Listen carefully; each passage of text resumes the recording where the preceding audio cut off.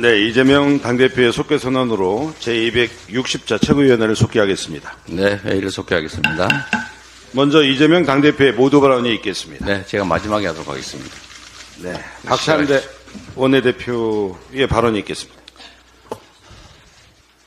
오늘이 상임위원 선임안 제출 법정 시한입니다. 지난 5일 선출된 직후 우원식 국회의장께서는 국회법이 정한 시한을 지켜 원구성을 마쳐야 한다고 강조하면서 오늘까지 상임위 선임안을 제출하라고 했습니다. 상임위원이 선임돼야 상임위원장을 선출할 수 있고 그래야 국회가 일을 할 수 있습니다. 민주당은 준비되어 있고 바로 제출할 것입니다. 민주당은 그동안 대화와 타협을 통한 원구성에 노력하되 시한 안에 타협이 이루어지지 않으면 국회 법대로 원구성을 해야 한다는 입장을 일관되게 견지해 왔습니다. 원구성은 제22대 국회의 첫 단추를 꿰는 작업입니다. 첫 단추를 제대로 꿰야 마지막 단추까지 제자리를 찾을 수 있습니다. 명단 제출을 거부하거나 지체하는 것은 일을 하지 않겠다는 선언이자 일하는 것 자체를 방해하겠다는 선언입니다. 일을 하지 않을 거면 국회의원을 할 이유도 없고 정당을 구성할 이유도 없습니다. 국민의힘이 국회법을 무시하면서 원구성을 볼모로 잡고 민생을 방치하고 개혁을 방해한다면 민생 방치 세력, 개혁 방해 세력, 무노동 불법 세력이라는 건 국민적 지탄을 받게 될 뿐입니다. 국민의힘은 오전 중에 바로 상임위원 명단을 제출하기 바랍니다.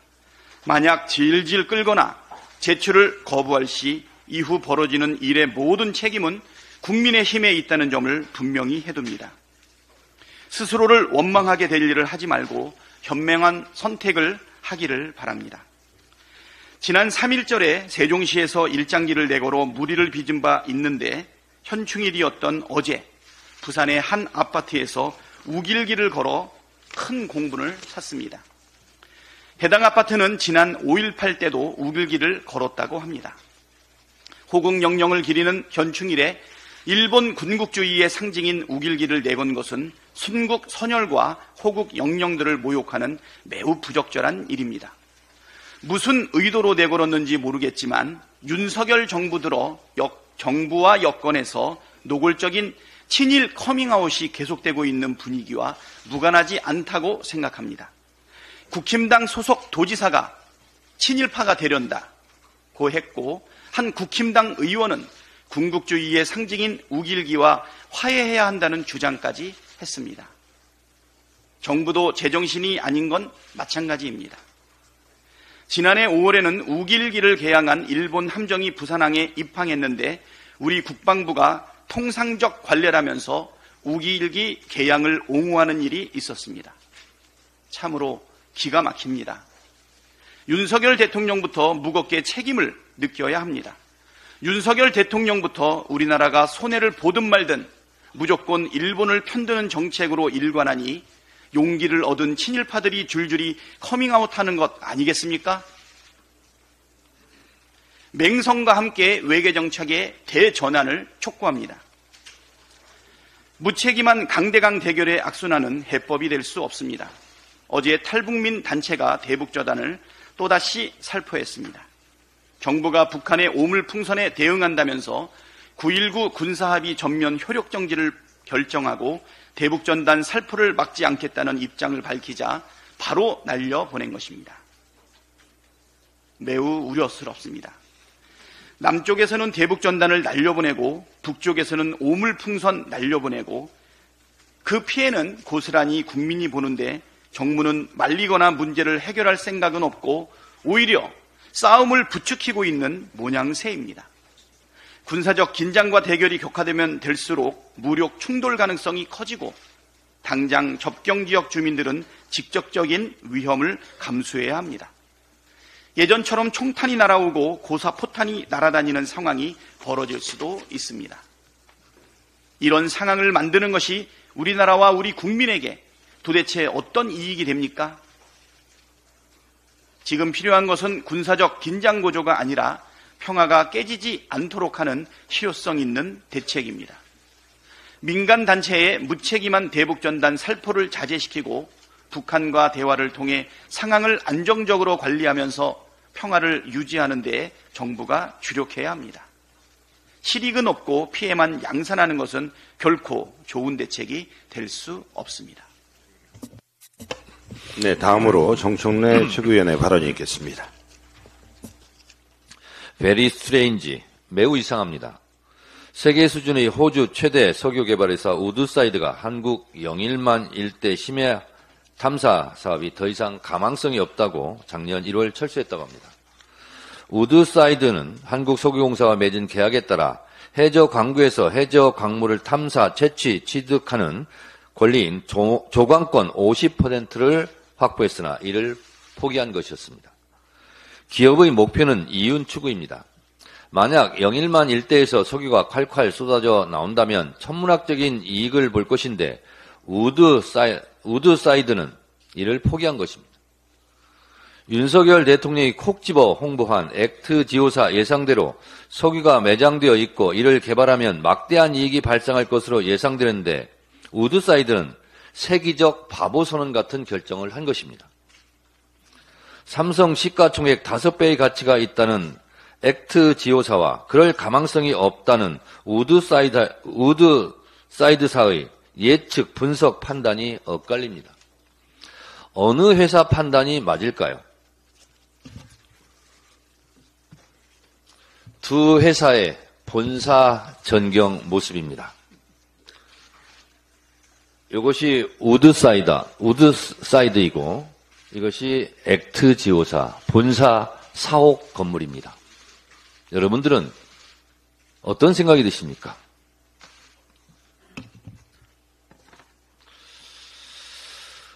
가정집이 본사이고 사실상 1인 기업에 가까운 연매출 27,700달러 하나 3,800만 원의 듣보잡 액트지오사 2022년 기준 23조 940억 원 매출의 직원 4,500명 이상의 우드사이드사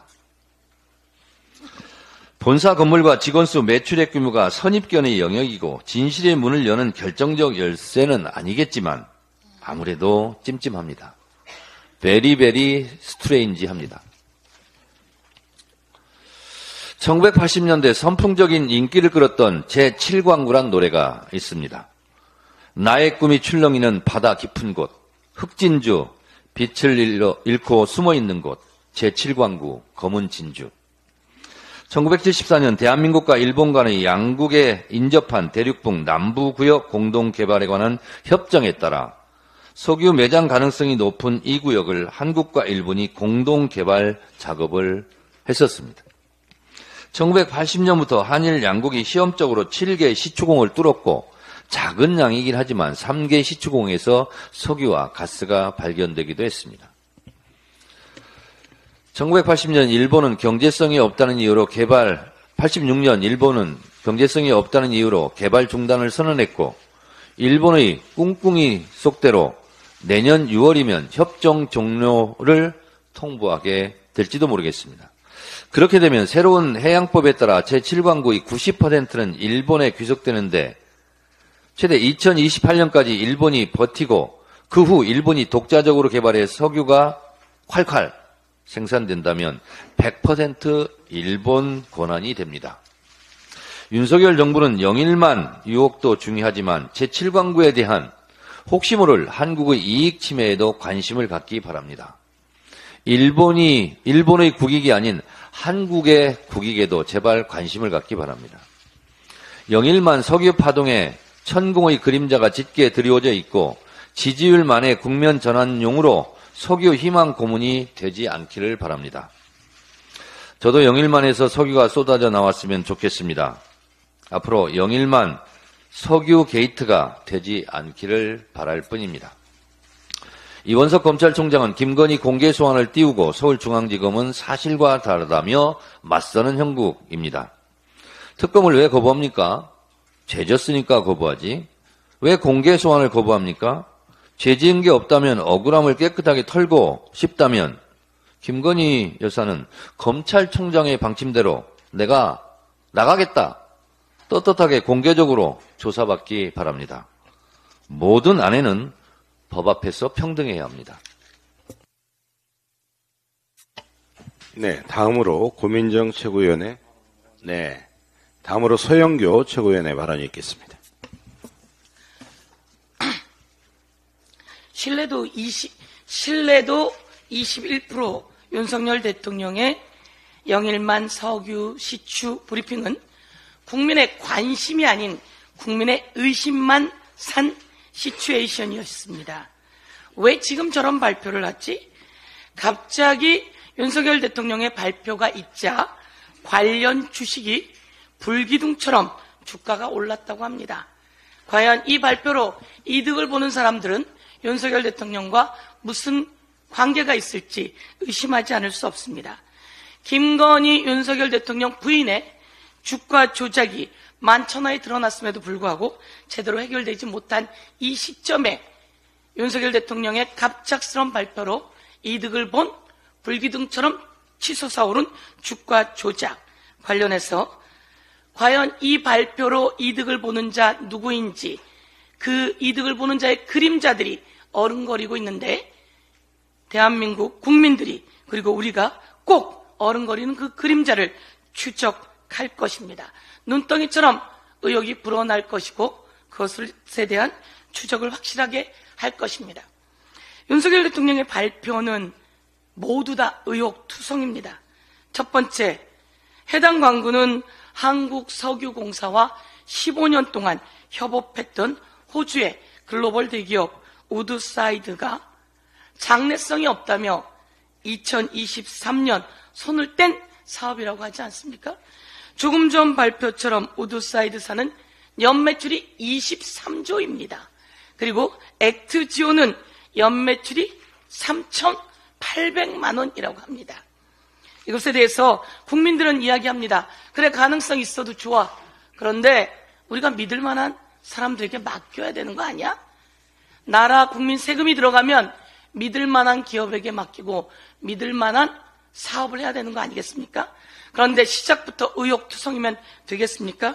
첫 번째 의혹이 그것이었습니다. 두 번째 의혹은 윤석열 대통령의 탐사 시추 지시가 윤석열 대통령이 브리핑하는 날 발표 당일이었다라고 하는 보도가 있습니다. 이건 도대체 무슨 상황입니까? 윤석열 대통령의 탐사 시추 지시가 발표 당일이었다라고 하는 것에 대해서도 의혹을 제기하지 않을 수가 없습니다. 그러면 이와 관련해서 산업부가 이야기를 해야 되는데요. 몇 가지를 빼고는 모두 다 기밀이라며 설명을 제대로 하고 있지 않은 상황입니다.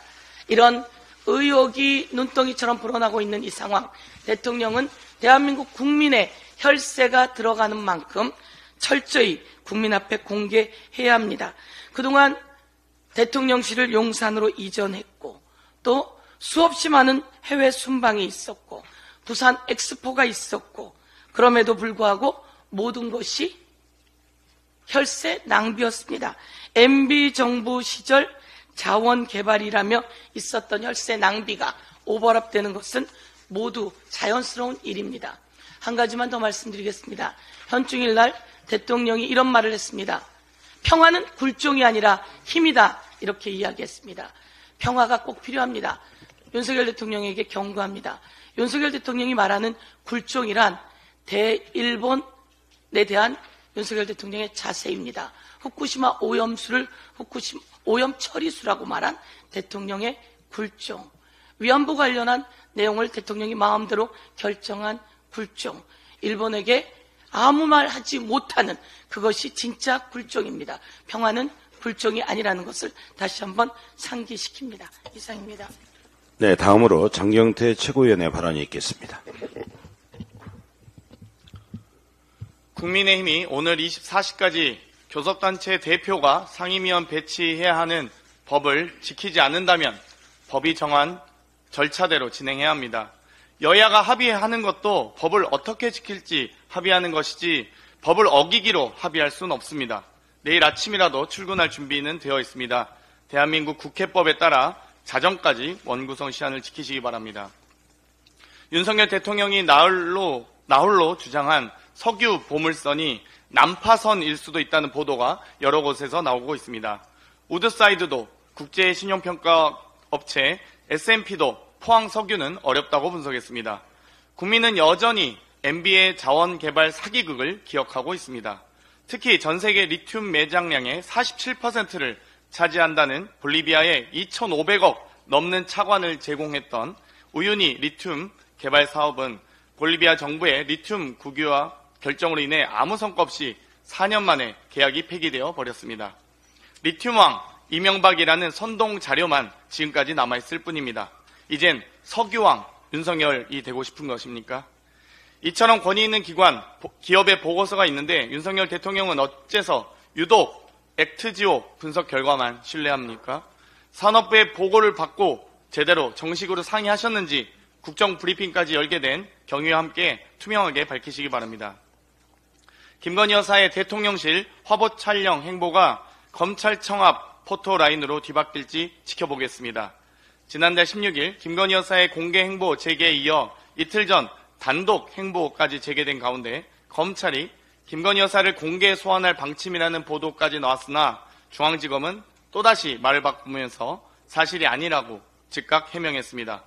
법 앞에는 예외도, 특혜도, 성역도 없다고 지난 3일 검찰총장 임기 만료 2달 남기고서야 이원석 총장 입을 통해 겨우겨우 들을 수 있었는데 예외도, 특혜도, 성역도 없다면서 여전히 김건희 여사의 조사 방식, 시기 등이 정해진 것이 없다니 약속 대련 전에 서로 합의라도 맞춰본 것입니까? 야당 정치인은 예의 없이 포토라인에 세우던 검찰의 화려한 수사 기법은 어디로 갔습니까? 검찰은 명예도 자존심도 없습니까? 검찰은 당장 김건희 여사를 공개 소환하십시오. 성역 앞에 주저하는 겁쟁이들에게 기다리는 것은 더욱 강력해진 국민적 심판과 특검뿐입니다. 이상입니다. 네, 다음으로 박정현 최고위원의 발언이 있겠습니다. 의혹의 중심에 서 있는 김건희 여사는 자중하고 스스로 수사를 받으십시오. 아내의 현명하지 못한 처신으로 국민께 걱정을 끼쳐드린 부분에 사과드리고 있다. 지난달 9일 취임 2주년 기자회견 당시 윤석열 대통령의 발언입니다. 윤석열 대통령의 대리 사과 후 열흘도 지나지 않아 김건희 여사는 한 캄보디아 정상부부 오찬을 시작으로 활발한 공개 행보에 다시 나섰습니다. 김건희 여사님, 대통령이 남편을 통해 사과했으니 국민들은 아무 말 없이 사과를 수용하라는 뜻입니까? 지금까지 김건희 여사 관련한 의혹은 그 어떤 것도 해명된 것이 없고 오히려 의혹은 계속 확대되고 있는데 특검법은 대통령의 거부권으로 막히고 검찰은 김 여사를 안 부르는 건지 못 부르는 건지 수사는 지지부진합니다. 권력형 비리 의혹의 중심에 서 있는 김 여사를 바라보는 국민의 참담한 심정을 대통령실과 김 여사만 모르는 것 같습니다. 윤석열 대통령과 김건희 여사는 지난 총선의 민심과 최근 대통령 국정 지지율 하락을 무시하지 마십시오. 김건희 여사는 자중하고 특검 받을 준비나 하십시오. 대통령의 성급한 석유가스전 발표, 지금 이 발표가 최선입니까?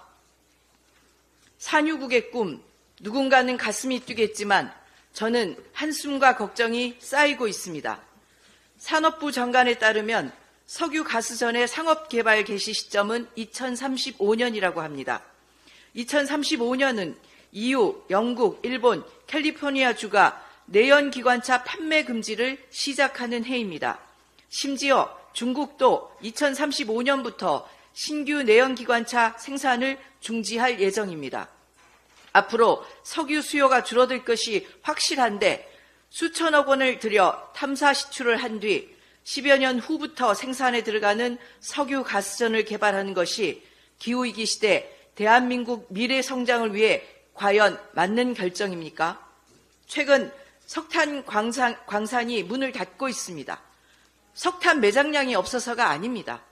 기후위기로 석탄 사용이 금지되면서 경제성을 상실하고 있기 때문입니다.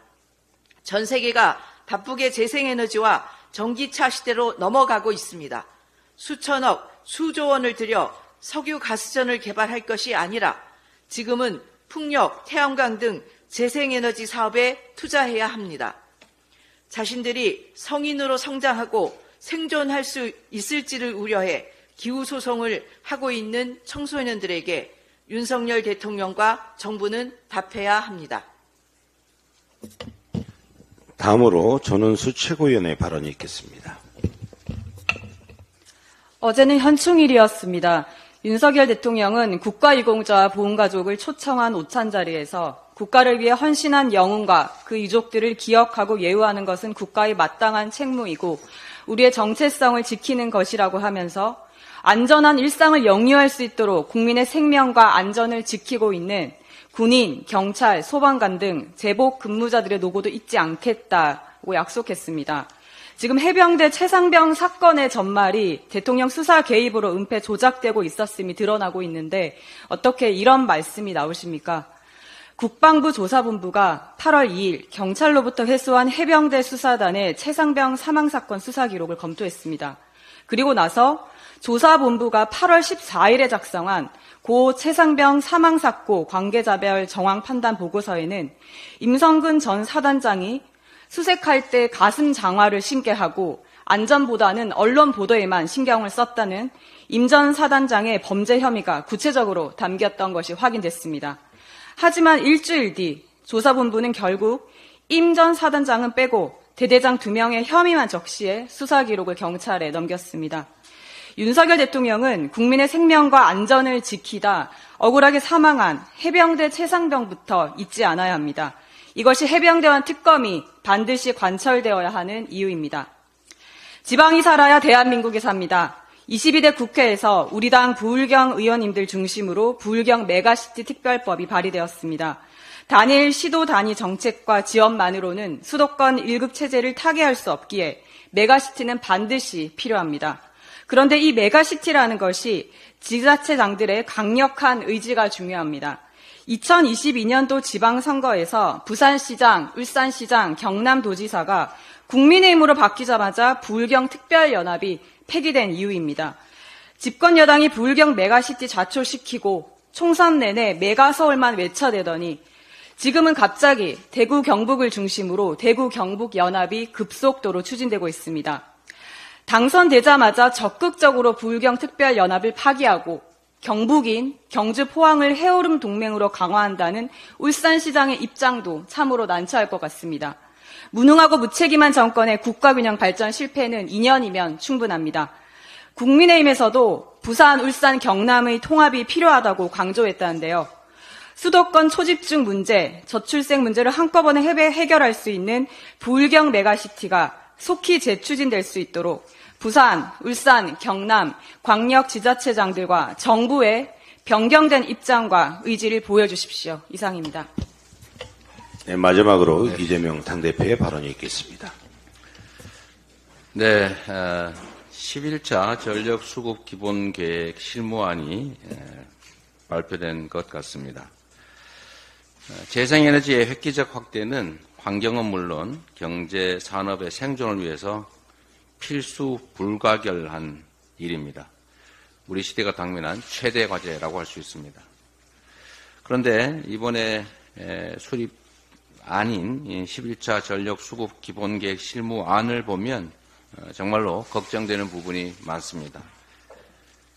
지난 10차 계획 때 2030 재생에너지 비중 목표를 대폭 감축했는데 이건 전 세계적인 조류 추세와도 완전히 역행하는 것입니다. 그런데 이번 11차 전력수급 기본계획 실무안에 여전히 2030년 재생에너지 비중 목표를 전혀 변경하지 않았습니다. 즉 상향하지 않았습니다. 그리고 신규 원전을 4기 건설하겠다는 구상도 밝혔습니다. 도무지 납득이 되지가 않습니다. 재생에너지 없이는 기후위기 대응도 경제의 지속적 발전도 불가능합니다. 특히 높아지는 아리백의 파고에 도저히 맞설 수가 없습니다. 재생에너지를 찾아서 국내 수출 기업들이 수출 생산기지를 해외로 옮기는 그런 일이 이미 벌어지고 있습니다.